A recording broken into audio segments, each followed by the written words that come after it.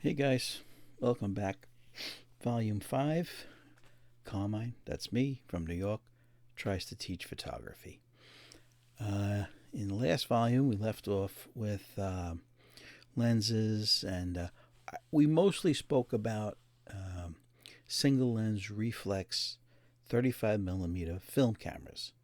So, as you start off in photography, right, baby steps, like I did in the 70s, right? Um, there's a lot of choices out there as far as cameras in 35 millimeter film photography. All right. So far, you've seen through the volumes the SI Pentax Spotmatic, a highly recommended 35 millimeter fully manual, fully mechanical camera. And also you've seen in the last volume the Olympus OM1, another mechanical, non-battery necessary camera. But there's many other choices in 35 millimeter film photography that are extremely inexpensive. Okay, so what I want to touch on today is a couple of more different types of 35 millimeter cameras as you go through your learning process or your career or your hobby. What we're going to look at today is this. This is a, look at how thin that is. Look at that. This is hard to believe, but this is a 35 millimeter camera made in Germany. All right, made in Germany for Kodak, and it's called the Kodak Retina 1A. This is a pocketable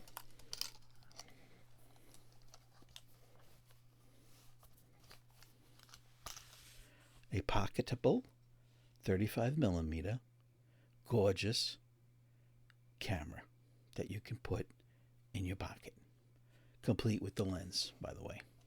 So let's get into it. This camera, made in Germany, is very old. All right, made in the 50s.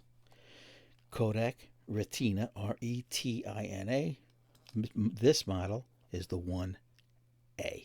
Okay, now underneath this case, right, this is all metal, covered with a vinyl slash leather. I don't know what they had back then. All right, is gorgeous. I took this camera out. You can go on my website, of course, www.carminetaverna.com, and you can see all my photographs to see if I'm legitimate. And you just, as you scroll through, you'll see photographs taken with this camera. 99% of the photos on my website have the gear and the location that I took the photographs.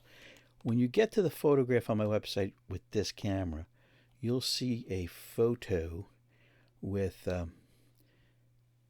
great depth of field, meaning the background is completely out of focus. It's black and white. There's a few flowers in the foreground that are sharp. That was taken with this camera. Now, why am I taking so long to open it? Because we're going to do a reveal of this gorgeous camera. This is, once again, under $100 on eBay, following my guidelines. I'm not going to repeat them, all right, on how to buy a camera or any kind of camera gear on eBay. All right. Now, this camera, all right, when you look through the viewfinder, all right, it's just basically a way to frame it. All right. It's not through the lens.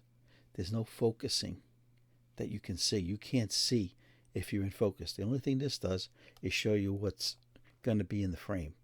But because it's here and the lens is here, there's a slight variation. All right, so just keep that in mind. And that's really only for close-ups where that's important. Now, this lens, made in Germany, has a gorgeous German-made lens. Let's open it up. On the top, there's a small button that you press. No, it's on the bottom. Duh.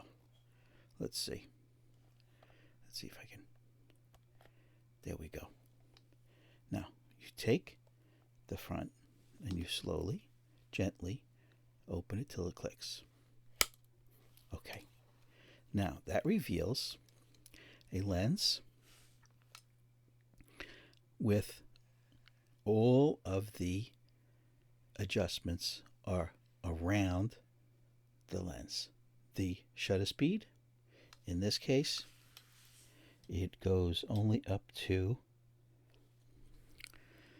I need a little light. Hold on. Hold on while Carmine gets a flashlight, will you? Okay. So this goes up to 500th of a second. Okay. The maximum aperture on this is 3.5 to f16. All right. And it has a Schneider 50 millimeter 3.5 lens. Okay. Kodak Retina. Now, the lens, okay, the lens, this is all steel in here. There's no plastic. This is way before there was plastic. All right. The lens, first let's talk about focus. Your focus is here. Okay. You turn this, which has a scale on the top for the viewer to see. All right. Now it's in meters. So either you're very good at converting meters to feet, right, or feet to meters. All right. I'm going to get into, there's a modern day aid that you can buy to help you when you use a camera that's not single lens reflex, that there's no way to focus positively, because this just has a, basically it's a see-through channel with just glass in the front, glass in the back, and it's just guesswork on how many feet or how many meters your subject is away. Okay, you have your f-stops here, right? You slide it back and forth until you get to the f-stop that you want. How do you know what f-stop you're going to use?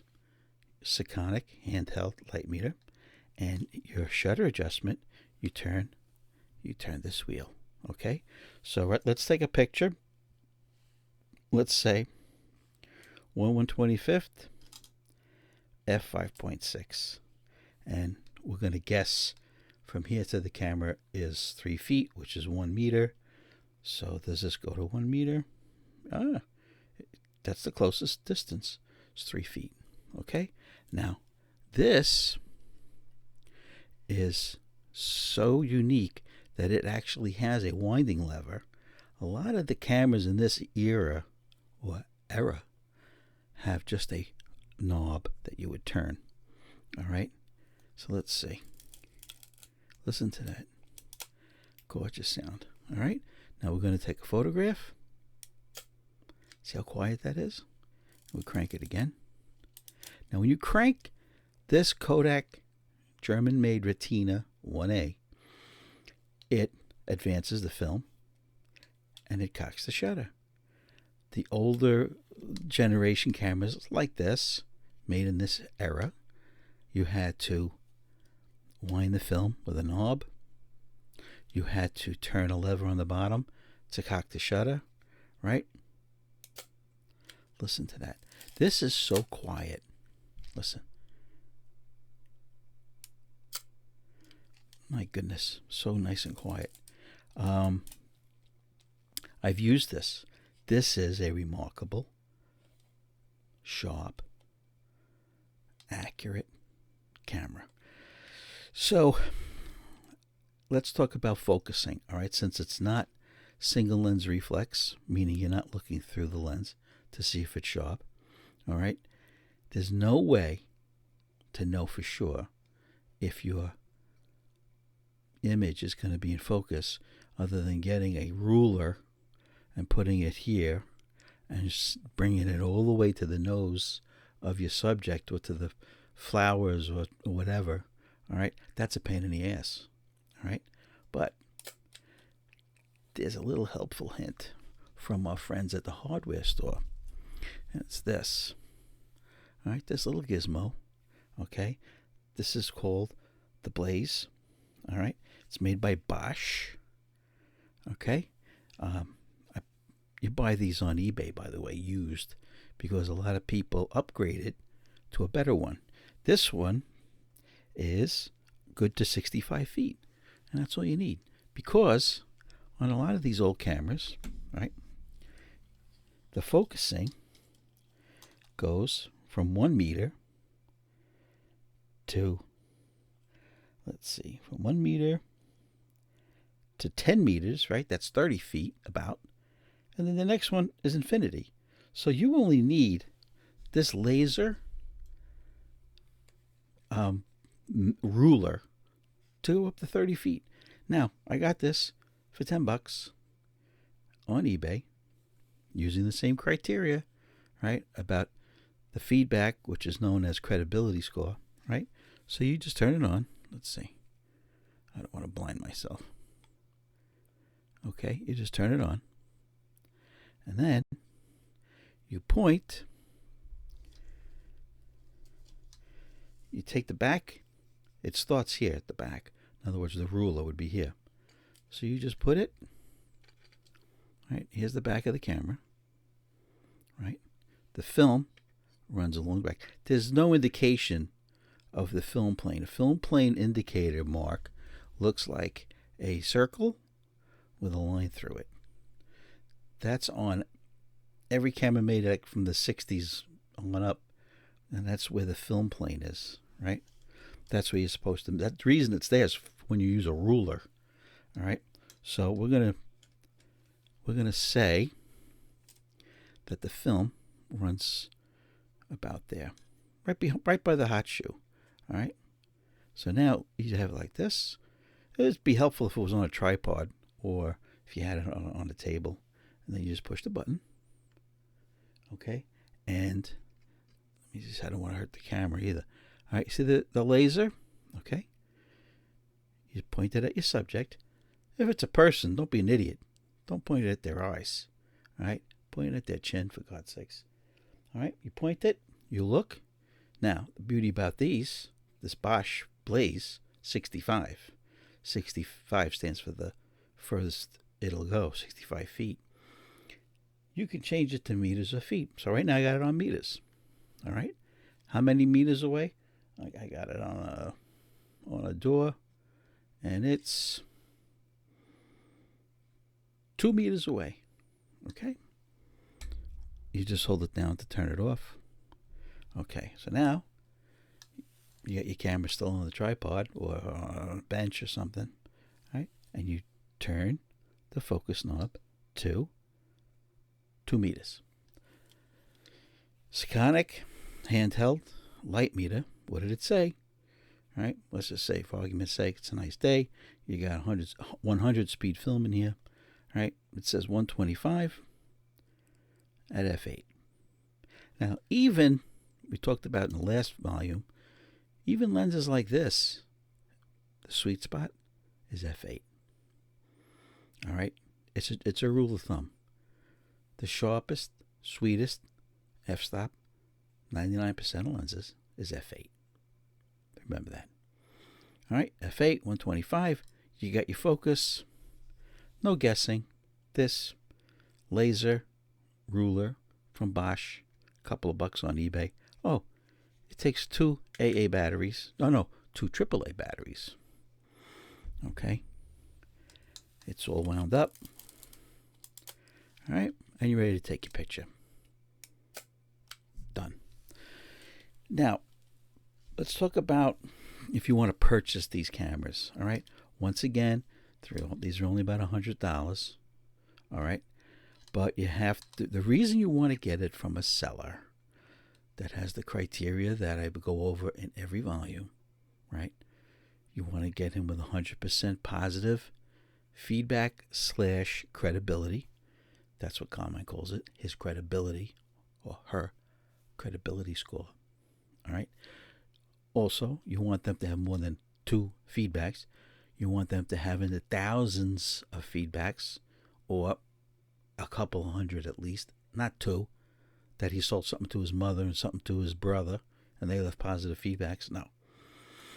So you want to make sure that on buying a camera like this that has bellows, right? Now, what are bellows? These are the bellows right here.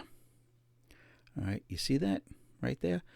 That's between the lens and the camera body. Those folded like an accordion. Okay. You have to make sure that in the description they mention bellows, no light leaks, no tears. Okay? Because this camera, oh, by the way, to fold the camera must be on infinity, where the lens,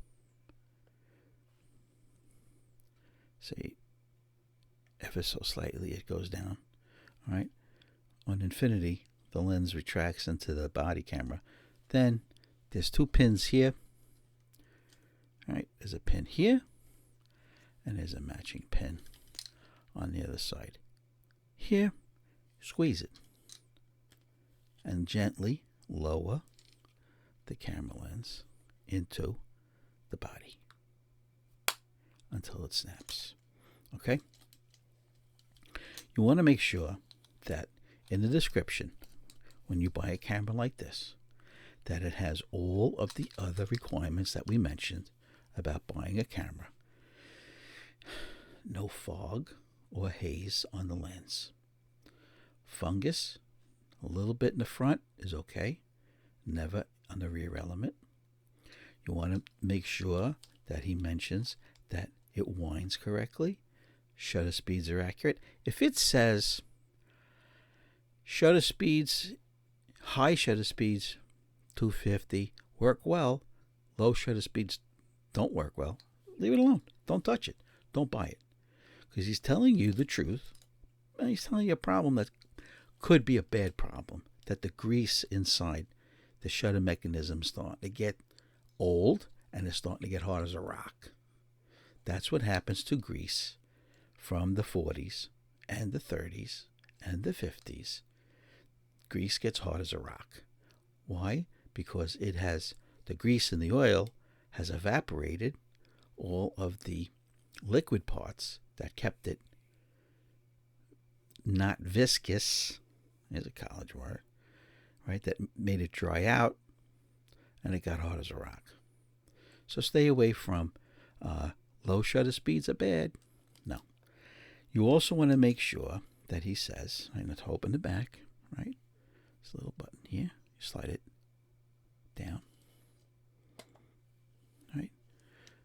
You slide it, right? That's up, that's down, and you open the back.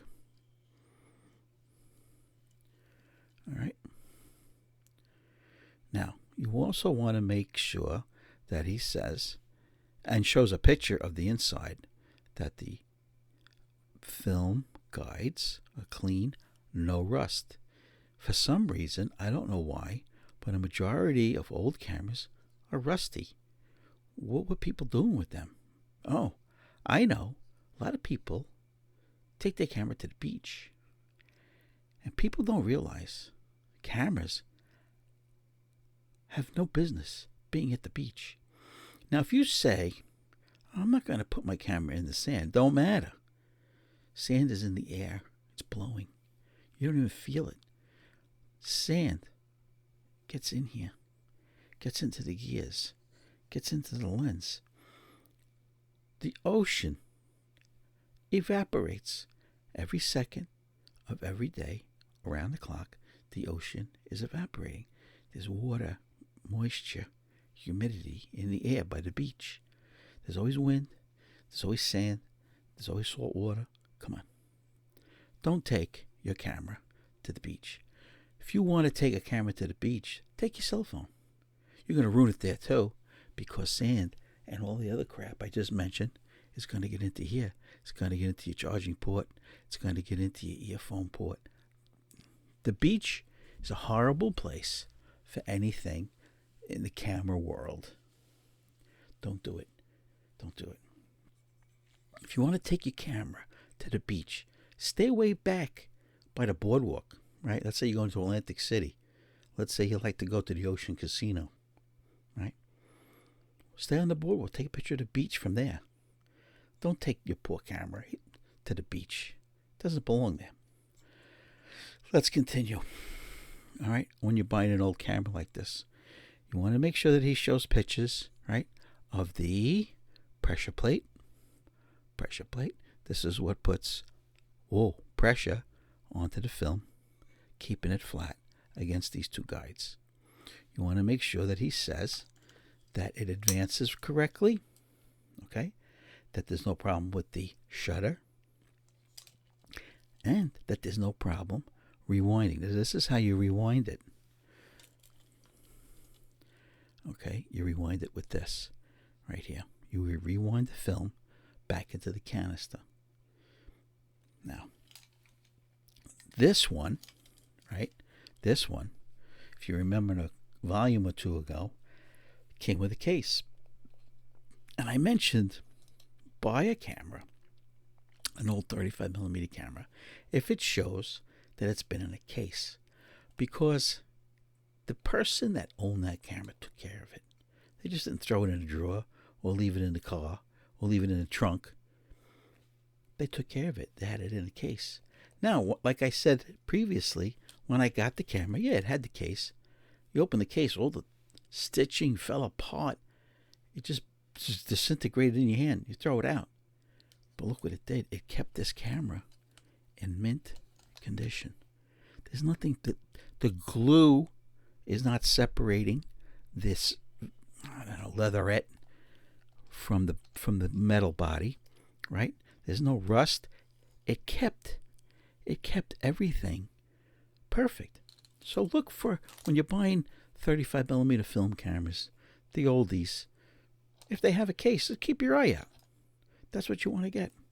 It even has the original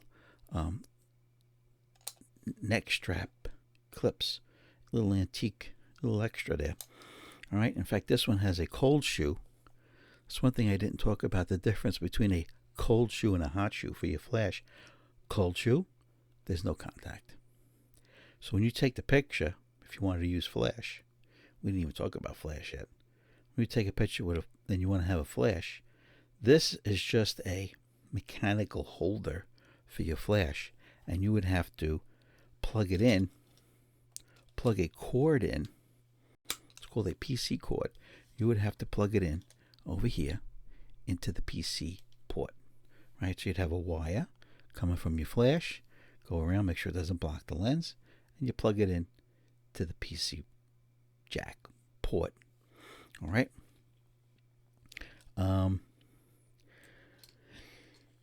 What else can I say about these? Once again, no battery. No battery in this camera at all. You could take this camera and shoot in the cold, right, which drains batteries. There's no battery to drain. There's not even a place for a flat cell battery, all right? There's no place to put one because it doesn't have a light meter, all right? So what did we learn about this camera today?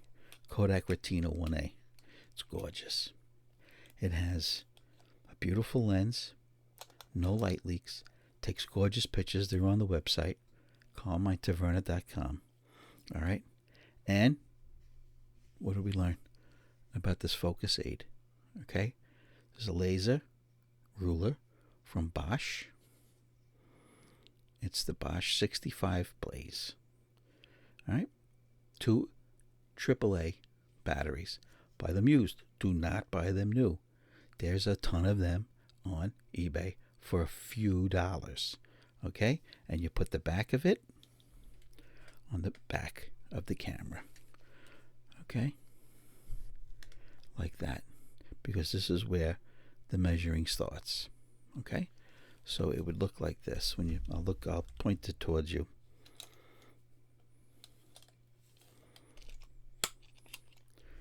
All right, I'm not going to turn it on because I don't want to wreck the digital camera. All right. So it would look like this. All right. You have the laser pointer pointed at your subject. If the lens focusing knob is in feet, you set this to feet. If it's in meters, like this case, because this was made in Germany, you put this on meters. You hold it steady. You turn it on.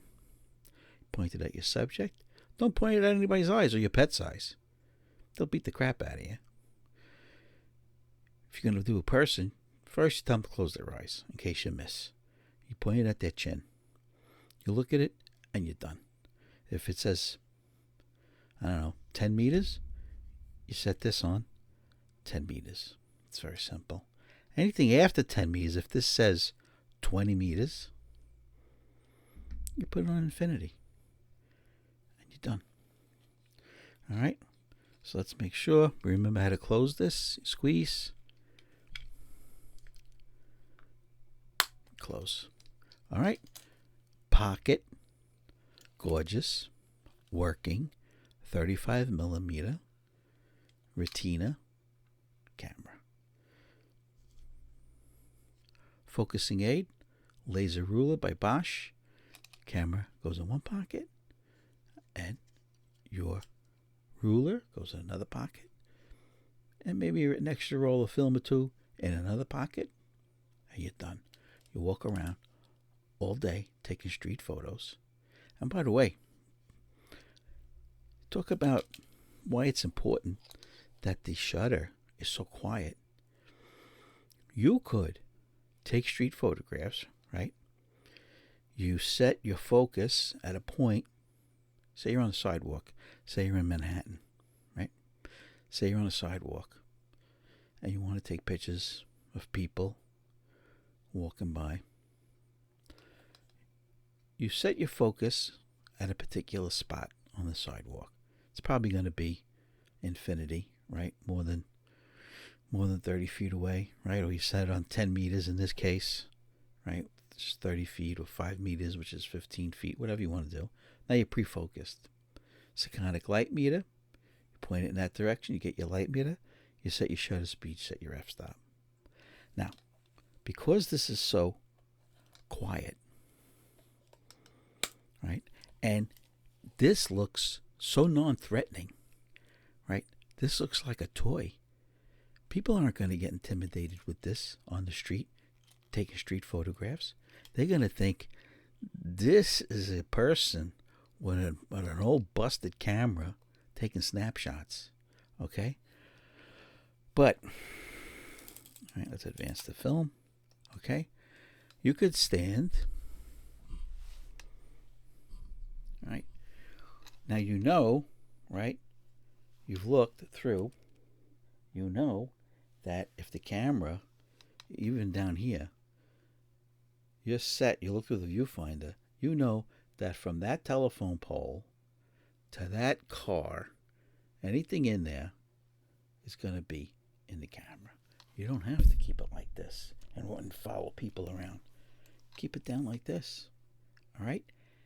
And noise in the city is high enough that even a loud shutter, they won't hear it. But this, you can go down to the subway station. You can go on a bus. All right? Nobody's going to hear this. Nothing. All right? That's why stealthy, low noise cameras are priceless taking street photography. So, like that. All right, let's make sure we have a focus on infinity. Squeeze the two pins. Close the shutter. Okay, now on bellows cameras, all right, I repaired, that's why you see these paintbrushes here, all right, I've repaired pinhole light leaks in bellows cameras, not this one, but in older ones, all right, and there's a product called liquid electrical tape. Comes in a jar. You shake it, you open it up. It looks like black pudding. It's got that consistency, right? So you would take a paintbrush, not something this wide, like a fine point, right? And you just dab it on all the pinholes on the bellows. Then you do it again and again. You do it about 5 times. You do it, you wait overnight, and it gets hard but flexible. It dries, stays flexible. It's liquid electrical tape. And it might look, when you first put it on, it might look, oh, it's a big blob. No, it shrinks overnight. All of the volatile stuff evaporate, and it gets nice and flat. Then what I do with this is I do the final coat. I do the whole bellows from underneath, the side, the top, the bottom. I do it on the outside. Don't do it on the inside of the bellows, because you're probably going to get it all over the rear element. I told you the rear element's the most important because it's the closest to the film. All right? So you can repair bellows using a product from the hardware store. Liquid electrical tape. So let's carry on. Oh, but it's a good, we're over 31 minutes. I guess I should interject. If you want to contact me, blackandwhitephoto@aol.com if you want to contact me. All right, let's go on. All right, like once again, we've been talking about, for a few volumes, single lens reflex 35mm cameras. We just saw a bellows 35mm camera. Now, there is nothing wrong with getting a camera like this. Okay? This is the Olympus Af1. AF, autofocus. Built-in flash. Where am I? Built-in flash. Okay? Now, this Olympus, yesterday I had an Olympus, right? That was an OM1. This is the AF1. These are oldies but goodies. This is a made in Japan, fully automatic, 35mm film camera. On the back, you could put the date, okay, on each picture. I don't do that. That's ridiculous, because you'd have to Photoshop the picture to death to get the date off the negative. So just keep it off. Now, Olympus, right? The OM1 that we mentioned, gorgeous. How do you turn the camera on? You grab this, pull it away. Now, what does it reveal? It reveals a gorgeous lens. This lens, right, is the Zuko. Remember yesterday we mentioned Zuko. That was on the OM1. That was a 135mm lens. This is the Zuko 35mm f2.8 lens. The reviews on this camera, okay, are incredible because of that lens. Now you might say, this is a point and shoot camera. I want to be a professional with a long lens. Listen, buddy, this camera is a wonderful camera when you want to put something simple, right, once again, in your pocket. Now I just happen to have this wrist strap on. You put it in your pocket, okay? And I may believe that's not there.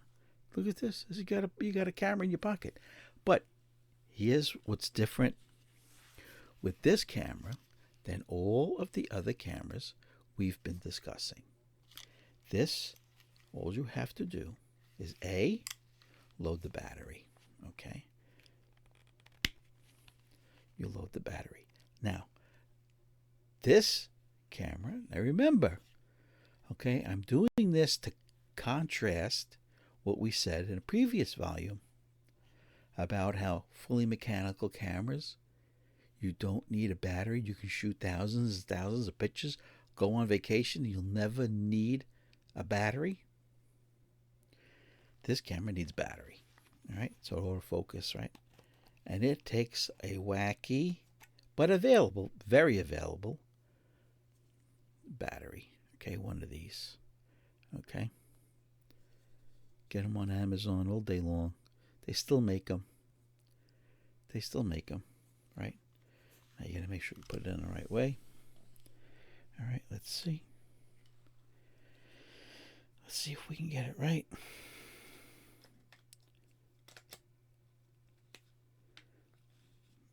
Let's see. Okay. Okay. Now, to operate this camera, slide it.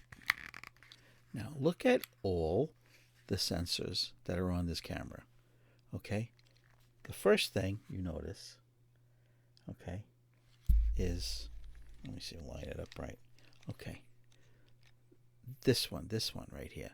This is your viewfinder. Now, this is not an ordinary viewfinder. That doesn't go through the lens, so it's not a single lens reflex. It is a point and shoot. But this viewfinder has the circle in the middle, which means that that's where it's going to be in focus, on that circle. So if you take a picture of your friend, you put the circle between their eyes. You take the picture. All right? Of course, if it's good framing, you want to get it on their face, but between their eyes is a good place. Now, look at all the other sensors. Okay? You got these sensors on the bottom. Okay? That's for your exposure. This is the built-in light meter. And then you have this one and this one. What the heck? You think this is easy looking at a monitor? I'll go this way. You have this one and this one. Okay? This one and this one is for autofocus. Triangulation. Beam comes out. Beam comes out. Okay? And they meet. Burp. That's whatever you put your circle on, it knows. Beam comes out. Hits the person in the head. It's not laser. It's infrared. Right? It won't hurt you. Goes out. Gets picked up. Perfect focus, sharp. If the light meter determines you need flash, it'll put the flash on. Let's see. I'll point it down from the camera. Let's see if it'll take a picture. There's no film in here. Okay, so you slowly, it'll focus, check the exposure, charge the flash, fire the flash, check the flash level, if it needs more or less power for the flash. We call it TTL, through the lens. It's not through the lens, it's through the sensor. Let's see. Let's take a picture of the floor. Now, you probably, on video, flash is weird, right? But the flash did go off. Now, if you look over here, right, this is the flash over here. When I was reviewing this camera before I purchased it, every single reviewer said the same thing, that the flash is harsh, leaves strong shadows. I don't know why nobody said that there's an easy fix when there's an easy fix. This is my fix. Before I took my first picture, I read all the reviews. I knew that there's an impending problem, that the flash is too strong. You take a tissue from a tissue box, like that. You cut it to fit the opening of the flash. Then you take a piece of clear Scotch tape. You put the tissue. In this case, I think I used 4 layers, 4 plies. I know tissues come 1 ply, 2 plies, 3 plies. There's 4 plies. 1, 2, 3, 4. Cut to fit the perfect size. And then a piece of Scotch tape over it. Right? It doesn't look like a kid did it in high school or grade school. You take your time. This is your camera. You got to take care of it. So I put a diffuser right? Just like a diffuser, right? You would put on a flash, right, to soften the light. What the tissue does is it, instead of making it a giant flashlight direct beam into the person, and it leaves a black shadow on the wall, it leaves a shadow under their nose, it leaves a shadow. Horrible. This, when the flash fires, it disperses the light like this.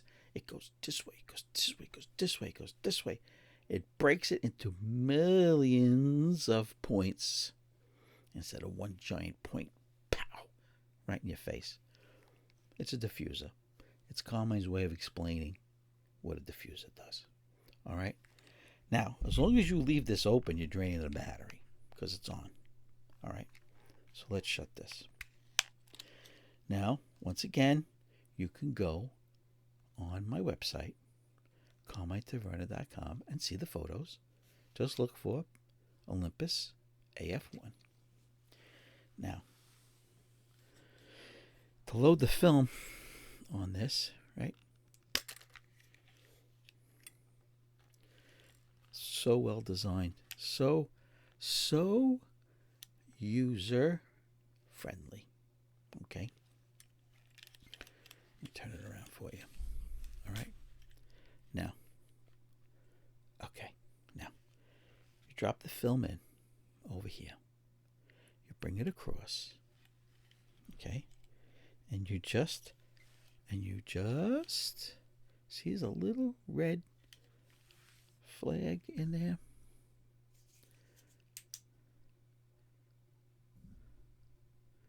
At the bottom. Oy. There we go. There we go. See the little red flag? All right, I want you to look. I want you to look here. There's a red flag in there. Right there. What is that? You drop your 35 millimeter film in. Okay. You drop your 35 millimeter film in. You pull the film out until it touches, it says until it touches the red flag. You make sure it's flat. You make sure that the sprockets, the holes, are in the gears, and you close it. And it starts the film. It'll start the counter at 1. You're good to go. So simple. And when you get to the end, the last picture, number 24 or number 36, right? Boink. The motor rewinds it into the cassette. You're done. Now, I'm not telling you to buy this camera. I'm not telling you to buy any camera. I'm just explaining to you the different kinds of cameras that are out there. All right? Now, because a lot of the things that are on this Olympus Af1, the Kodak Retina, the Spotmatic, the Olympus OM1, are carryovers to a lot of different cameras. All right? Now, let's get back to this. If you're thinking about getting something like this, if you don't want to bother with your f-stop, shutter speed, flash, exposure, oh my goodness, but you want to take quality photographs, all right, using good composition, using leading lines, okay, you open this up. All right, now we're getting back to loading the film again. Okay, in here, okay, let's see. Okay, you see those? How many? 1, 2, 3, 4. There's 4 groups right there. There's 4 groups of 2 gold pins. 2, 4, 6, 8. Right where the film cassette goes. What does that do? That reads, there's a barcode called DX. DX coded. Coded, C-O-D-E-D, film cassettes. And all that does is it tells the camera what speed film you have. 400 speed film, 100 speed film, 800, 3200. It tells the camera. Now, a lot of film today that you buy, the film cassette doesn't have this DX coding. And it looks like a black bar. This is on the film cassette. Black bar tall, black bar short, black bar tall, black bar short. And all it does is, where there's paint, it covers that gold sensor, the gold pin. Where there's no paint, it touches it. So it's a code that tells the camera how fast the film is. Now, today, a lot of film, most of the film you buy, doesn't have the DX coding on it. If it doesn't, the camera is going to shoot it at ISO 100. So, what do I make sure I put in here? One of two things.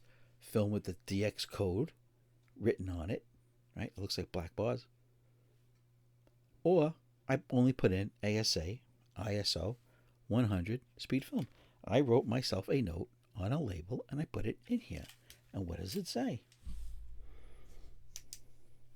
Use 100 ASA film if no DX. Okay, so now how do you learn how to use all these cameras so far that I've mentioned? And I haven't mentioned like another 1,000 cameras that are out there. Most of the time when you buy a camera, 99.9% of the time you buy a camera, there's not going to be an instruction book. So I don't want you to fumble your way through using the camera. Like, what does this button do? What does that button do? Why can't I, just like this, right? Just like this camera. You could stare at this and squeeze and pull and possibly break things when you're trying to open it, when meanwhile there's a little tiny button on the bottom. Guess what? There's a little tiny button on the top. There's little tiny buttons everywhere. I don't want you to fumble your way through. There's a resource on the internet that has, I don't know, thousands of original owner's manuals online for free. He only asks for a small donation if you can. Butkus, Butkus. That's the website. Now, to find it, in this case, right, this is what I do. I get a camera, or I borrow a camera, right? And I don't know how really how to use it. There's some oddball buttons that aren't labeled, or the labeling is worn off.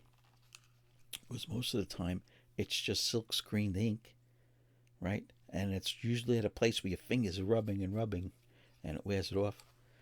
So what I do, whether it's a Spotmatic, an Olympus, a Kodak Retina, I just go to Google and I put in PDF owner's manual, in this case Retina 1A, and most of the time the website butkus.com comes up and you click on it, and what this person did was they photocopied the original owner's manual online as a PDF file, and it comes up, and you can make it bigger as any PDF file, and you scroll, and if the owner's manual had 20 pages, all 20 pages. In some cases, an owner's manual has 150 pages. All 150 pages are there. And that's how you learn. It has all the illustrations, it has all the instructions from the original owner's manual. That is a resource. Now, I have sent the gentleman money. It says if you can, send a couple of bucks to PayPal, his PayPal, whatever. It's on there. It's on his website. And I'm like, this person is wonderful that they have this resource for people that purchase secondhand cameras on eBay or in a shop, right? It tells them how to use it. It's the owner's manual, for goodness sakes. Instead of going to these chat rooms, right? These vlogs, whatever the heck they're called, that are giving out wrong information. So many times you go to these chat rooms about a certain camera, and a guy will ask a question. How do you open the door to load the film on an Olympus Af1? How do you open the door? And there's wrong information. Told you how to Google. PDF, you just type in PDF, owner's manual, and you put the kind of camera. Olympus Af1 in this case. And look for Butkus, Butkus. Click on it. You want to send them a couple of bucks? A buck? Nothing? He's still going to let you see the PDF file. You open it up and you're like, oh my goodness. It's like, you don't even realize that there's nice people out there that do this. What a hobby. Loading camera manuals. Wonderful. What a wonderful guy. I've sent him money. I have sent him money because so many times I'm looking at owner's manual. I get an email from a viewer. Do you know how to? Instead of me saying, hey, just do it yourself, look it up yourself, I'll look it up. I'll get the answer because I'll learn too. Even though I don't have the camera, I'll learn too. And then I'll tell the person, then I'll say, oh, hey, listen, go to the website. This is where I got it from. You know, give somebody a fish, blah, blah, blah, teach them how to fish, blah, blah, blah. All right, we went 51 minutes again. I don't know why I thought I would only do 15-minute videos. Never turns out. I don't know. Okay. So, what are we going to wrap up this volume with? It just doesn't matter what camera you use, right? Fully automatic, 35mm film camera, right? Completely manual, Kodak Retina, right? That you have to get a laser ruler to use accurately, right? A Spotmatic, an Olympus Af1, it doesn't matter. What matters is that you have an inkling, you have an idea, you have a feeling that you want to take artistic, beautiful, scary photographs. Go to my website. I have a whole series of scary photographs. You know, creepy photographs. All right? It doesn't matter. As long as you grab a camera and you start to take photographs. All right? All right. That's today's volume. I just want to say, guys, have a great day. Have a great night. Have a great morning. And if you can't sleep, watch my video. Maybe I'll put you to sleep. Take it easy.